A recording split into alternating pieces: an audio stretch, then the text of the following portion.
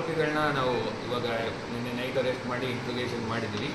ಕೆಲವು ಇಂಟ್ರೋಗೇಷನಲ್ಲಿ ಬಂದಂಥ ಮಾಹಿತಿಗಳನ್ನ ನಾವು ಈಗ ಸದ್ಯಕ್ಕೆ ನಾವು ಮಾಧ್ಯಮದ ಮುಂದಕ್ಕೆ ಹೇಳೋದಕ್ಕೆ ಆಗೋದಿಲ್ಲ.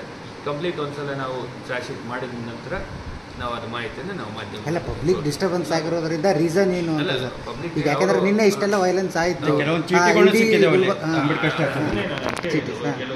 ಇನ್ವೆಸ್ಟಿಗೇಷನ್ ನಾವು ಮಾಡ್ತಾ ಇದ್ವಿ. ಅದಾದ ನಂತರ ನಾವು ಇದು ಮಾಡ್ತೀವಿ. ಅವರು ಆರೋಪಿಗಳು ಇದು ಪ್ರಿಲಿಮಿನರಿಯಾಗಿ ನಾವು ಏನು ವಿಚಾರಣೆ ಮಾಡಿದಾಗ ಬಂದಂಥ ಮಾಹಿತಿ ಅದನ್ನು ನಾವು ಮತ್ತೆ ಅವ್ರನ್ನ ಪೊಲೀಸ್ ಕಸ್ಟಡಿಗೆ ತೊಗೊಂಡು ಅದನ್ನು ಕ್ಲಾಸ್ ವೆರಿಫೈ ಮಾಡಿಕೊಂಡು ಎವಿಡೆನ್ಸ್ ಬೇಸ್ಡ್ ಮಾಡಬೇಕಾಗುತ್ತೆ.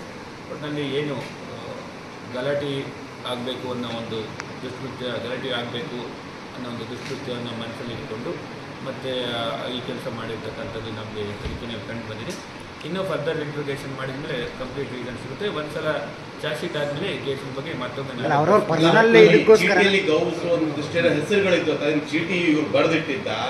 ಆ ಚೀಟಿನಲ್ಲಿ ಏನು ಹೆಸರಿತ್ತು ಆ ಆರೋಪಿಗಳ ಹೆಸರು ಈ ಆರೋಪಿಗಳಿಗೂ ಬೇರೆ ಇದೆ.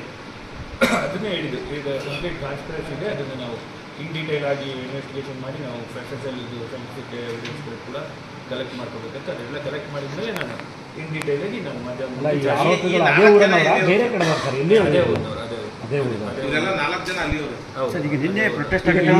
ನಿನ್ನೆ ಪ್ರೊಟೆಸ್ಟ್ ಆಗೋ ಟೈಮಲ್ಲೂ ಲಾ ಆ್ಯಂಡ್ ಆರ್ಡರ್ ಸಾಕಷ್ಟು ಉಲ್ಲಂಘನೆ ಆಗಿದೆ. ಸ್ವತಃ ಪ್ರೊಟೆಸ್ಟ್ ಮಾಡೋರೆ ಲಾಠಿ ತೊಗೊಂಡು ಒತ್ತಾಯಪೂರ್ವಕವಾಗಿ ಅಂಗಡಿ ಮುಂಗಟ್ಟು ಬಂದ್ ಮಾಡಿದ್ದಾರೆ. ಆಟೋ ಮೇಲೆ ಕಲ್ಲು ತೂರಾಟಾಗಿದೆ, ಅಂಗಡಿಗಳ ಮೇಲೂ ಕಲ್ಲು ತೂರಾಟಾಗಿದೆ.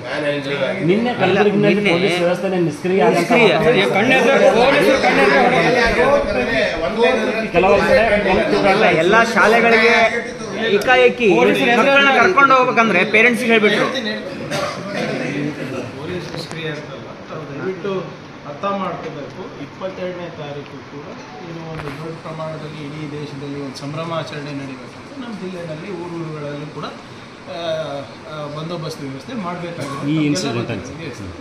ಇದು ಆದಮೇಲೆ ಆಗಿರೋದಲ್ಲ, ಒಂದಿನ ಆಮೇಲೆ SP ಅವರು ಮತ್ತು ಕಮಿಷನರ್ ಅವರು ಕೂಡ DG ಕಾನ್ಫರೆನ್ಸಿಗೆ ಅನಿವಾರ್ಯವಾಗಿ ಹೋಗಬೇಕಾಗಿತ್ತು. ಅದು ಇದು ಆಗಿಲ್ಲ ಅಂತ ಏನು ಪೊಲೀಸ್ ವ್ಯವಸ್ಥೆ ಬಂದೋಬಸ್ತ್ ಇರಲಿಲ್ಲ, ಅದು ಹೀಗೆ ಆಗುತ್ತೆ ಅಂತ ಯಾರಿಗೂ ಕಲ್ಪನೆ ಇರಲಿಲ್ಲ.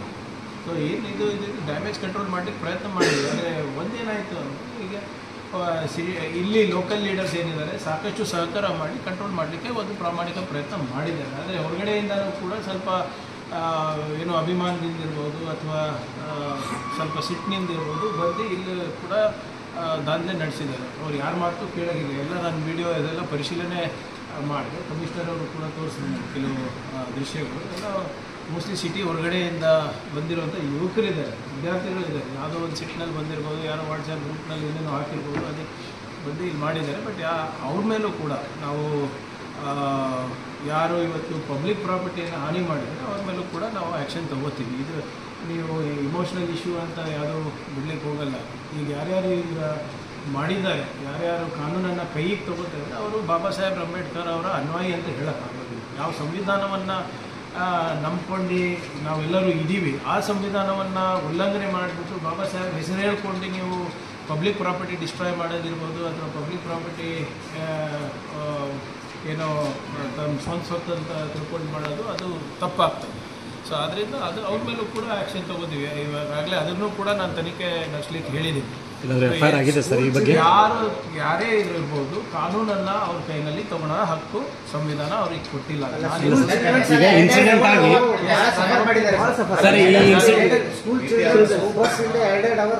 ನೋಡಿ ಇಲ್ಲ ಈಗ ಘಟನೆ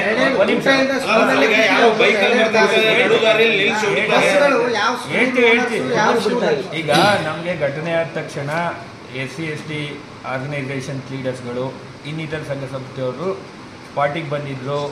ನಾವು ಅವ್ರ ಜೊತೆ ಫೋನಲ್ಲಿ ಟಚಲ್ಲಿದ್ದು ಅವರೆಲ್ಲ ಲೀಡರ್ಸ್ಗಳು ಎಲ್ಲ ಸಹಕಾರನೂ ಕೊಟ್ಟರು. ನಮ್ಗೆ ಯಾವುದೇ ರೀತಿ ಪ್ರೊಟೆಸ್ಟಿಗೆ ಕರೆ ಕೊಡೋದಾಗಲಿ ಆ ಥರದ್ದೇನೋ ಮಾಡಿದ್ರೆ ಅವ್ರು ಶಾಂತಿಯುತವಾಗಿ ಪ್ರತಿಮೆ ಹತ್ರ ಮಾಡಿದ್ರು. ಆಮೇಲೂ ಕೂಡ ಅವ್ರುಗಳು ಕೂಡ ಸಾಕಷ್ಟು ಕಡೆ ಗಲಾಟೆ ಆಗೋ ಸಂದರ್ಭದಲ್ಲಿ ಅವ್ರುಗಳು ಕೂಡ ಹೋಗಿ ಹೇಳಿದ್ದಾರೆ, ವಾಯ್ಸ್ ರೆಕಾರ್ಡ್ ಮಾಡಿ ಕಳಿಸಿದ್ರು, ವಿಡಿಯೋ ರೆಕಾರ್ಡ್ ಮಾಡಿ ಕಳಿಸಿದ್ರು. ಬಟ್ ಕೆಲವರು ಈ ಸಿಚುವೇಶನ್ನ ಇದನ್ನು ತೊಗೊಂಡು ಅಡ್ವಾಂಟೇಜಾಗಿ ತೊಗೊಂಡು ಈ ರೀತಿ ಮಾಡಿದರೆ ಸಾಹೇಬ್ರು ಆಲ್ರೆಡಿ ಇನ್ಸ್ಟ್ರಕ್ಷನ್ಸ್ ಕೊಟ್ಟಿದ್ದಾರೆ. ಅದೇನು ಮಾಡಬೇಕು ನಾವು ಯಾರನ್ನು ಫಿಟ್ ಮಾಡಿದ್ದಾರೆ ಅನ್ನೋಂಥ ಚರ್ಚೆ ಕೂಡ ಶುರುವಾಗಿರುವಂಥದ್ದು. ಈಗ ತಮಗೆ ನಾವು ಅದನ್ನೇ ಹೇಳಿದ್ದು, ನಾವು ಸೈಂಟಿಫಿಕ್ ಇನ್ವೆಸ್ಟಿಗೇಷನ್ ಮಾಡಿದ್ದು. ಡಾಗ್ ಸ್ಕ್ವಾಡ್ ಎಲ್ಲ ಸ್ಪಾಟ್ಗೆ ವಿಸಿಟ್ ಮಾಡಿತ್ತು. ಡಾಗ್ ಸ್ಕ್ವಾಡು ನಮಗೆ ಒಳ್ಳೆ ಕ್ಲೂ ಕೊಟ್ಟಿದೆ.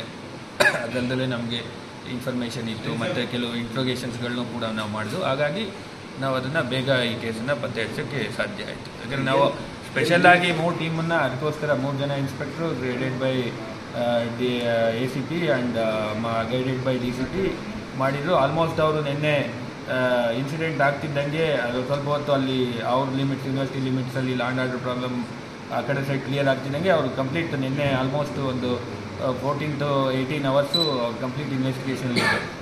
ಎಲ್ಲ ಮಾಡಿದ ಮೇಲೆ ನಾನು ಕೂಡ ನಿನ್ನೆ ನೈಟು ಆಲ್ಮೋಸ್ಟ್ ಬಂತಿದ್ದಂಗೆ ಸ್ಪಾಟ್ ವಿಸಿಟ್ ಮಾಡಿ ನಮ್ಮ ಆಫೀಸರ್ಸ್ಗೆಲ್ಲ ಡಿಸ್ಕಷನ್ ಮಾಡಿ ಅವ್ರಿಗೆ ನಾವು ಗೈಡ್ ಮಾಡಿ ಅವ್ರ ಜೊತೆ ಫೀಡ್ಬ್ಯಾಕ್ ತೊಗೊಂಡು we have regularise the accused and on proper evidence. ಈ ಚೀಟಿ ಬರೆದ ನಮ್ಮಲ್ಲಿ ನೀರಿನ ಕ್ಯಾನ್ ತೊಗೊಂಡು ಬರ್ತಿತ್ತು ಸರ್. ಆ ಕ್ಯಾನ್ಗಳನ್ನು ಬಿಸಾಕ್ತಾರೆ ಅಂದರೆ ಸಣ್ಣ ಸಣ್ಣ ಇನ್ಸಿಡೆಂಟ್ಗಳು ಸರ್. ಎಲ್ಲೋ ಒಂದು ಹೇಳ್ಬಿಟ್ಟು ನಾನು ಹೇಳ್ದಂಗೆ ಇಂಥ ಸನ್ನಿವೇಶಗಳಲ್ಲಿ ಏನು ತಾಳ್ಮೆಯನ್ನು ಉಳ್ಕೊಳ್ಳೋದು ಭಾಳ ಕಷ್ಟ. People are emotionally charge, number 1. Number 2, ಭಾಳಷ್ಟು ಜನ ಪ್ರಚೋದನಕಾರಿಯಾಗೂ ಮಾತಾಡ್ಬಿಟ್ಟು ಬೇರೆಯವರಿಗೂ ಚಾರ್ಜ್ ಮಾಡ್ತಾರೆ. ಆವಾಗ ಕೆಲವು ಸಂದರ್ಭದಲ್ಲಿ ಇವ್ರು ಏನೇನು ಮಾಡ್ತಾರೆ, ಯಾರೇ ಇರ್ಬೋದು, ಯಾವುದೇ ಸಮಾಜದವ್ರು ಇರ್ಬೋದು, ಯಾರೂ ಕೂಡ ಕಾನೂನನ್ನು ಕೈಗೆ ತೊಗೋಬಾರ್ದು. ಅದು ಆ್ಯಸ್ ಸಿಂಪಲ್ ಆ್ಯಸ್ ದಟ್. ಈಗ ಯಾರ್ಯಾರು ಮಾಡಿದ್ದಾರೆ, ಅದು ಸಣ್ಣದಿರ್ಬೋದು ದೊಡ್ಡದಿರ್ಬೋದು, ವಾಟರ್ ಕ್ಯಾನ್ ಬಿಸಾಕೋದಿರ್ಬೋದು, ಹೋಗ್ಬಿಟ್ಟು ಗಾಜು ಹೊಳೆಯೋದಿರ್ಬೋದು, ಹೋಗಿ ಅಂಗಡಿಗಳನ್ನು ಮುಚ್ಚಿಸೋದಿರ್ಬೋದು, ಇವೆಲ್ಲನೂ ಕೂಡ ನಾವು ಸಹಿಸೋದಿಲ್ಲ. It is not correct. ಆಮೇಲೆ ಎಸ್ಪೆಷಲಿ ಬಾಬಾ ಸಾಹೇಬ್ ಅಂಬೇಡ್ಕರ್ ಅವ್ರ ಹೆಸರು ಮೇಲೆ, ಬಸವಣ್ಣನವರ ಹೆಸರು ಮೇಲೆ ನೀವು ಅವ್ರ ತತ್ವ ಸಿದ್ಧಾಂತವನ್ನು ಅರ್ಥನೇ ಮಾಡ್ಕೊಂಡಿಲ್ಲ ಅಂತ ಅರ್ಥ. ಯಾರೇ ಇರ್ಬೋದು, ನಾನೇ ಇರ್ಬೋದು, ಮಾಡಿ ಪ್ರತಿಭಟನೆ ಮಾಡೋಣ, ಸತ್ಯಾಗ್ರಹ ಕೂಡೋಣ, ಪೊಲೀಸಿಗೆ ಆಗ್ರಹ ಮಾಡೋಣ, ಧರಣಿ ಮಾಡೋಣ, ಎಲ್ಲನೂ ಮಾಡೋಣ. ಕಾನೂನು ಚೌಕಟ್ಟಿನಲ್ಲಿ ಮಾಡಿದ್ರೆ ಅವಾಗ ಏನಿರ್ತದೆ, ಬೇರೆಯವರಿಗೂ ಅನಾನುಕೂಲ ಆಗೋದಿಲ್ಲ.